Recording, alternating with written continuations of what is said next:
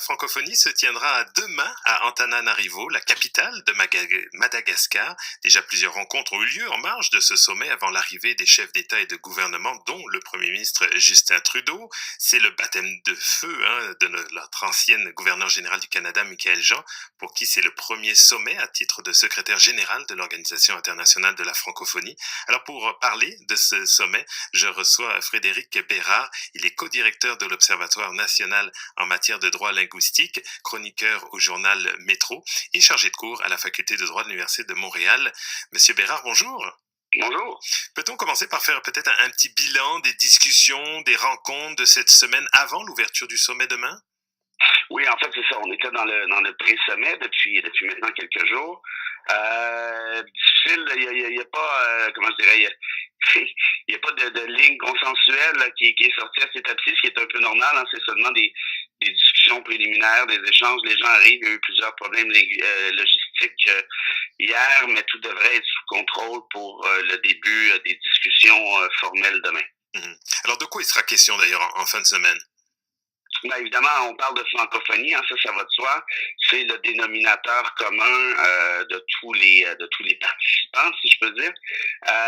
Ceci dit, de ce que je comprends, c'est que l'agenda va transcender des questions purement linguistiques. On va parler notamment de droits humains, de liberté civile.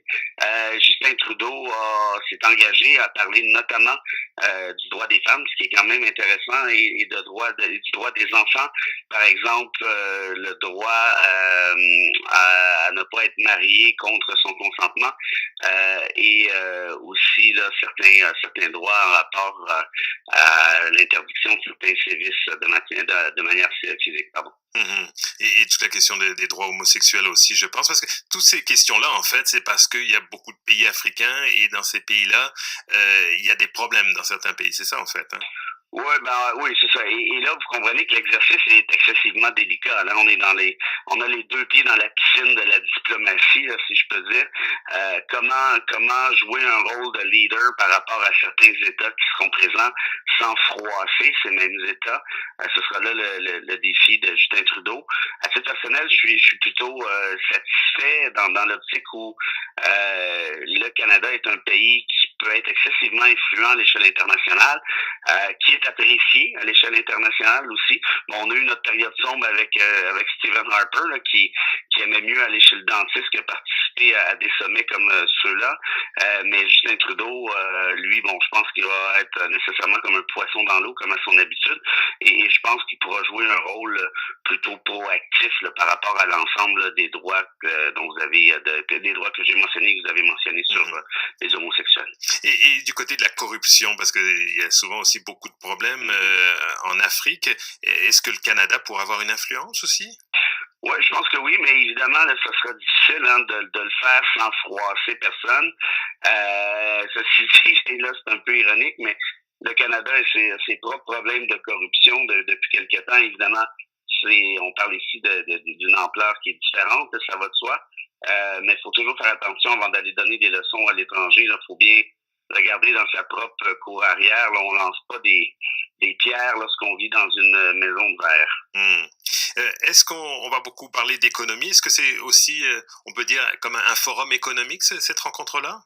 Ce n'est pas un forum économique comme tel, donc c'est beaucoup plus une question linguistique et certains trucs qui vont toucher directement les droits humains, mais évidemment qu'on ne peut pas faire fi à 100% des droits économiques, surtout compte tenu de certains particularismes de certains États qui seront présents, notamment des États africains. Donc je vous dirais que ce sera des questions probablement incidentes, mais qui pourraient quand même être abordées. Et pour Madame Jean, dont je le disais, ancienne gouverneure générale du Canada, qui est maintenant la secrétaire générale de l'Organisation internationale de la francophonie, c'est important pour elle ce sommet-là. J'imagine qu'elle a des actions qui sont déjà en cours, certainement. Ah oui, ben absolument. Hein. Michaëlle Jean a travaillé très fort pour pouvoir obtenir ce poste de secrétaire générale. Elle souhaitait maintenant faire une différence à l'échelle internationale après avoir œuvré comme gouverneur général du Canada, on s'en souvient.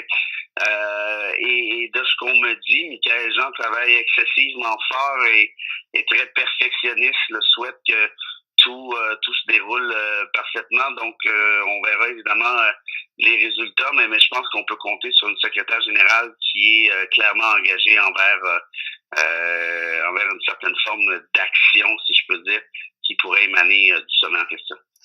Et je voyais, en terminant, que les États membres de l'Organisation internationale de la francophonie vont décider demain si l'Ontario peut obtenir un siège. C'est quelque chose d'important, ça, pour le Canada aussi, j'imagine?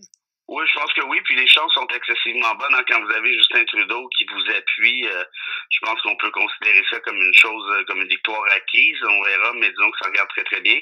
C'est important pour le Canada, c'est important pour l'Ontario, c'est important pour la francophonie aussi.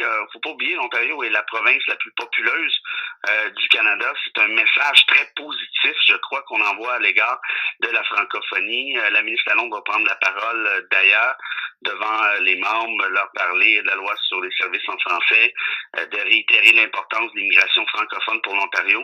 Donc, je vous dirais que comme francophile et comme francophone au pays, on est obligé, à mon sens, de voir ça comme étant une excellente nouvelle. Là. Et l'Ontario devient donc la troisième province canadienne avec le Québec et le Nouveau-Brunswick à faire partie de l'OIF. Merci beaucoup. On va suivre ça de loin, malheureusement, dans notre froid canadien. On va voir ce qui se passe là-bas. Oui, Monsieur on Bérard, est un peu jaloux quand même. On est un peu jaloux, on aimerait être là-bas. Monsieur Bérard, bonne journée à vous. Merci à vous, au revoir.